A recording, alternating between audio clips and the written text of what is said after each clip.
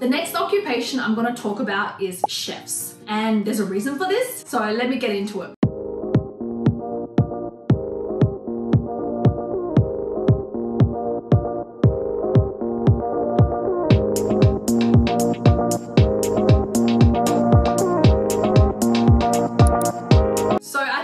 Chefs have always been in high demand in Australia. I've worked for companies like immigration firms where basically the only visas we lodged were for chefs and cooks. And I think that because Australia is such a multicultural country and the hospitality industry is ever growing, I think that there's a huge demand for chefs in general here in Australia. So basically in Australia, the standard educational requirements would be a certificate 3, 4 in commercial cookery plus a diploma in hospitality. Once you have that, you'll be eligible for your 485 visa, then you'll get your work experience to get your skills assessment.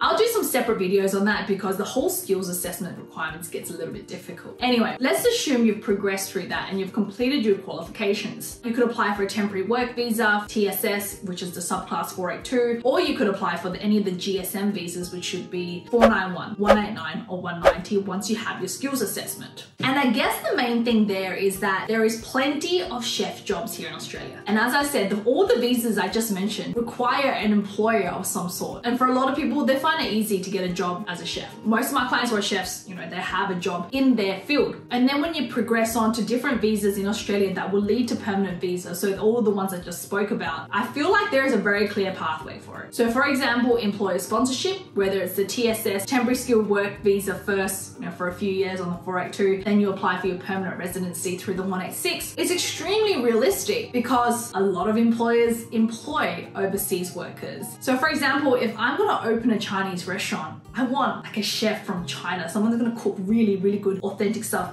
Someone that's very trained from China, for example, just an example. And I know that's also a big thing in Indian restaurants as well. You know, they want someone who has been trained properly and understands all the authentic recipes. And so for a lot of restaurants, for a lot of hospitality businesses, they regularly sponsor their chefs. And that's a good thing because one of the hardest things when I speak to clients is that, it's so hard. I don't know if my employer will sponsor me. And for chefs, it's highly likely they will because it's a program that they regularly use. You'll probably be surprised if you speak to a lot of, you know, restaurant owners, they'll be like, yeah, we're already sponsoring. You probably find that your colleagues, you know, in the restaurant that you're working with may even be on a sponsorship. So that's why I mean it's really good because it's very realistic for your employer to sponsor you. I think it's harder in different industries. So for example, if you're in digital or, you know, engineering, some of the larger companies, I think they have like no sponsoring policies, which makes it hard. So I'm being a realist here. You know, migration law, all these things is all one thing, but what is realistic is also another. So I think this is really realistic. So second of all, GSM. So I'm talking about 189, 190, 491 visas. Again, if you look at the state requirements to be nominated for a state visa, whether it be 491 or 190, what does the requirement say? You must be working in your field for 3 months, 12 months, 24 months before you apply. If you look at the different state requirements, you know, Queensland, 6 months in your field.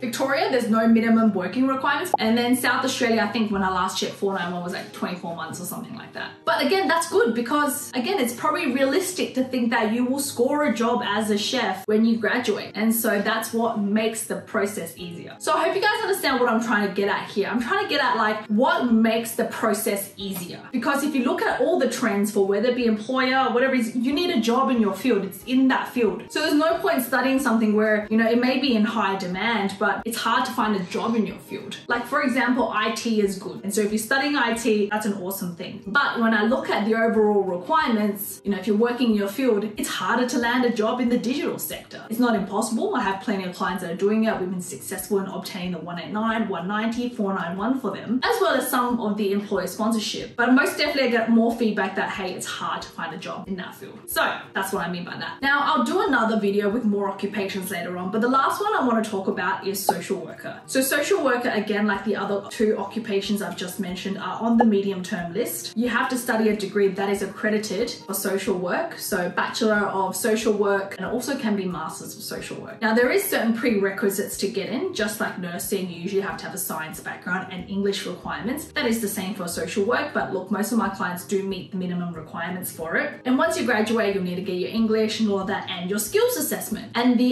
skills assessing body for social workers is AASW. So I think it stands for Australian Association of Social Workers. And as long as you studied an accredited degree and meet the minimum English requirements, you're eligible for a positive skills assessment. And so that's all good. So you finish, you graduate, and you get your skills assessment, and then you go into the workforce. Again, a lot of my clients have provided me feedback that it's easier for them to get a job in social work. There's jobs out there. Now, I think a lot of the jobs are not called social worker. So I think when you search online, the job isn't social worker. It might be more like case manager or something like that. So do remember that. So all of my clients that graduated got a job pretty quickly, started working to meet the state requirements or whatever it is, and meet the requirements for what it is to obtain the next visa. The other point I want to make here is that social workers work in aged care settings, in hospital settings, and at the moment there is a huge demand for social workers as well. So overall, I think it is a great occupation to study. Just like for nurses and chefs, so just like nurses, a lot of hospitals sponsor, for sure. For chefs, as I mentioned, restaurants and all of that do sponsor. And then aged care settings, yeah, I've had conversations with business owners of aged care homes, of hospitals that have agreed to sponsor their employee. So I know there's a lot of occupations that I haven't mentioned. At the end of the day, do remember this. Don't just study something because you want to get permanent residency. I guess that way it never works out. But you have to study something that is going to help towards permanent residency, that has good career prospects and has good salary.